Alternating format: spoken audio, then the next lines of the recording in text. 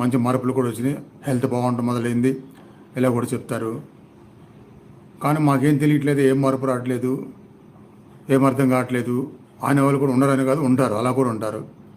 ఉంటున్నారంటే ముందు నుంచే వాళ్ళ మనస్సు చంచలత్వము అస్తవ్యస్తంగా ఉండి చెప్పే దాని మీద మనసు పూర్తిగా పెట్టకుండా, విషయాన్ని పూర్తిగా అర్థం చేసుకోకుండా, ప్రయత్నం సంపూర్ణంగా చేయకుండా, మనసును నిశ్చలంగా ప్రశాంతంగా ఏకాగ్రత ఉంచుకోకుండా ఉంటుంటే అలా జరిగిద్ది. అలా జరిగితే ఒక రోజు జరగాలి, 2 రోజులు జరగాలి, కానీ ప్రతిరోజు జరగకుండా ఉండాలి. ఆ ప్రతిరోజు జరగకుండా ఉండటానికి ఏం చేయాలి, ఏం అర్థం చేసుకోవాలి, ఎలాంటి ప్రక్రియలు చేయాలి అనేదాన్ని వివరంగా చెప్తూనే ఉంటాం. కాబట్టి వాటిని అర్థం చేసుకోవడం చాలా ప్రధానం. అలా అర్థం చేసుకున్న వాళ్ళందరూ ఒక గాడిన పడతారు. ఒక గాడిన పడటం అంటే సరైన గాడిన.